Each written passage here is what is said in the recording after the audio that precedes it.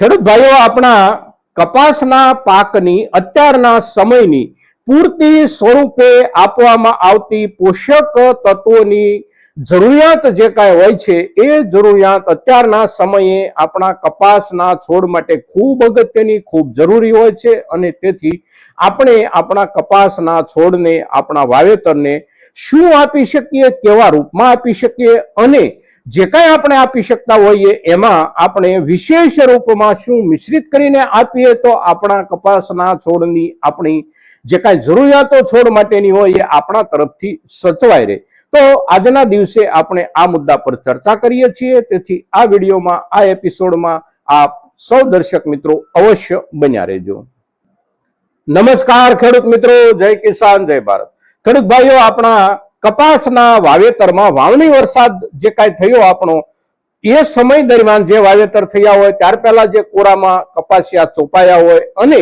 એ પહેલાના સમયમાં જે કોઈ ખેડૂતોએ પોતપોતાની સાધન સગવડ પ્રમાણે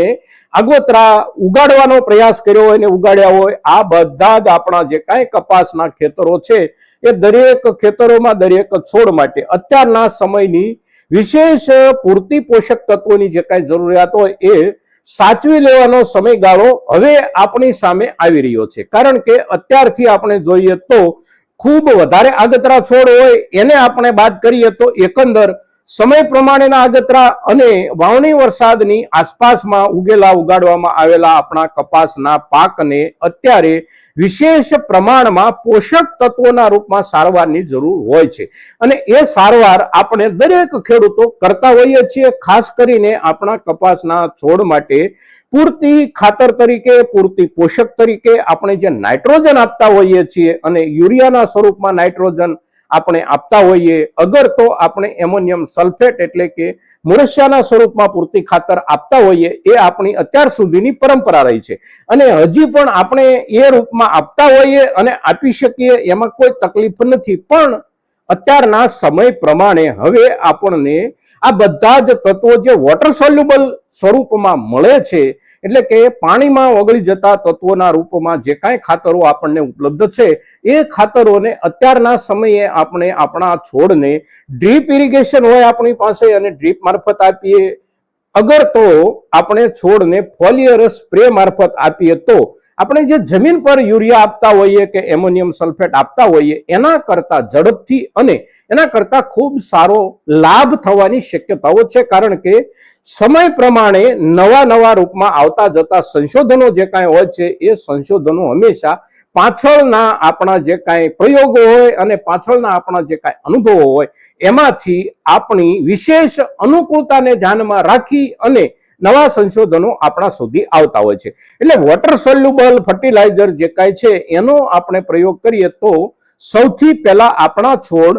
પાંદડા મારફત એને ઝડપથી અવશોષિત કરી શકે છે અને પોતાના ખોરાકમાં એને સીધા વાપરી શકે છે અને એની અસર આપણા છોડ પર થાય છે. હવે વોટર સોલ્યુબલ ખાતરો જે કાંઈ આપણે ત્યાં ઉપલબ્ધ હોય અને એમાં પણ સૌથી વધારે આપણે ઉપયોગ જેનો કરતા હોઈએ એવા ખાતરોમાં સૌથી પ્રથમ ક્રમે ખાતર આવે છે આપણું 19-19-19. આ ખાતર જે છે વોટર સોલ્યુબલ ફોર્મેટમાં એની અંદર ત્રણેય મુખ્ય પોષક તત્વો સમાન રૂપમાં સમાવિષ્ટ છે. 19% એની અંદર નાઇટ્રોજન છે, 19% એની અંદર ફોસ્ફેટ છે અને 19% એની અંદર પોટેશિયમ છે. હવે આના આ જ ફોર્મેટમાં કેટલાક ફેરફારો સાથે પણ આપણને ખાતરો ઉપલબ્ધ છે, જેમ કે 18-18 આવતું હોય, 20-20 આવતું હોય, પણ આપણે આ પૈકી કોઈ પણનો છંટકાવ કરી શકીએ છીએ અને આ આપણા વિસ્તારમાં, આપણા મોટા ભાગના પાકોમાં, દરેક સિઝનમાં આપણા પાક માટે ખૂબ સારું પરિણામદાયક વોટર સોલ્યુબલ સાબિત થયેલું છે, એટલે આપણે એનો ઉપયોગ કરતા હોઈએ છીએ. હવે બીજા ક્રમે આપણે જોઈએ તો આપણા કપાસના વાવેતરમાં ખાસ કરીને 0-52-34 આ વોટર સોલ્યુબલનો પણ આપણે ઉપયોગ કરી શકીએ છીએ. 0-52-34 આપણને નાઇટ્રોજન નથી મળતું, ફોસ્ફેટ મળે છે 52% અને 34% એમાંથી આપણને પોટેશિયમ મળે છે.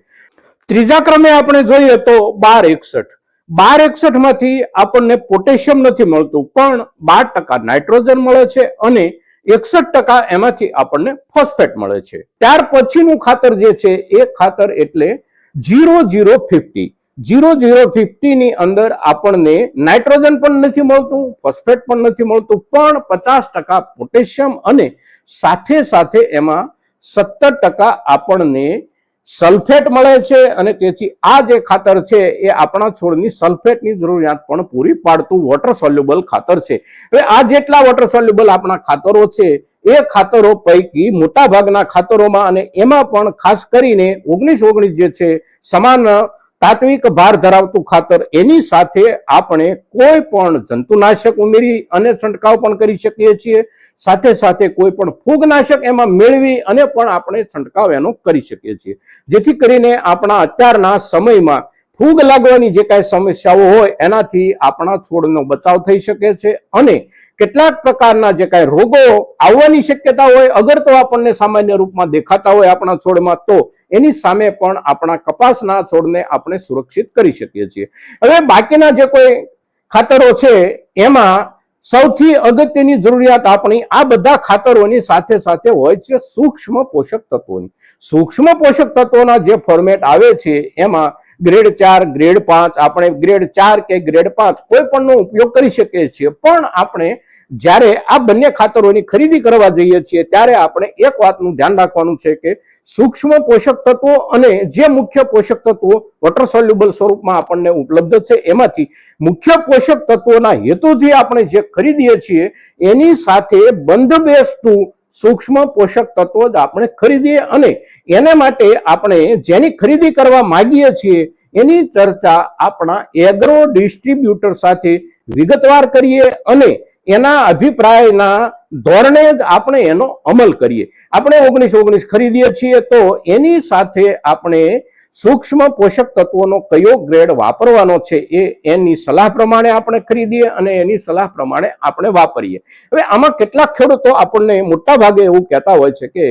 એગ્રો ડિસ્ટ્રીબ્યુટર જે હોય છે એ આપણને ઘણી વખત ઉલટી સલાહ આપી દેતા હોય છે. એમને જે વસ્તુ વેચવી હોય એ આપણને આપી દેતા હોય છે. આપની વાત, દર્શકોની વાત બિલકુલ સાચી છે, વ્યાજબી છે, પણ આપણે એક વસ્તુનો ખ્યાલ અવશ્ય રાખવો પડશે કે જેટલા એગ્રો ડિસ્ટ્રીબ્યુટર્સ છે આ તમામ લોકો આ પ્રમાણે વેપાર નથી કરતા, આ પ્રમાણે ધંધો નથી કરતા અને આ પ્રમાણે આપણને ગેરમાર્ગે પણ નથી દોરતા. કેટલાક એગ્રો ડિસ્ટ્રીબ્યુટર્સ આપણને સાચી સલાહ આપતા હોય છે અને આપણા ખેતરના હિત સુધી કાળજી પણ રાખતા હોય છે અને આવા જે એગ્રો ડિસ્ટ્રીબ્યુટર્સ હોય એમની સાથે જ આપણો વ્યવહાર હોવો જોઈએ, એમની પાસેથી જ આપણી ખરીદી હોવી જોઈએ અને એમની સલાહ ઉપર આપણને સંપૂર્ણ ભરોસો બેસે એ પ્રકારનો આપણો અનુભવ જે એગ્રો ડિસ્ટ્રીબ્યુટર સાથેનો હોય એમની જ સાથે વધારેમાં વધારે કામ કરવાનો આપણે આગ્રહ રાખવો જોઈએ. મિત્રો, આપણે આપણા કપાસના પાકમાં અત્યારના સમય પ્રમાણે અને ખાસ કરીને વિકસિત આધુનિક ટેકનોલોજી મુજબ જે કોઈ ખાતરોના નવા ફોર્મેશન આપણને ઉપલબ્ધ છે અને વાપરવાથી ફાયદો થવાની શક્યતાઓ વધારે છે. સાથે સાથે બીજા પણ પોષક તત્વો અગર તો સાથે સાથે કેટલાક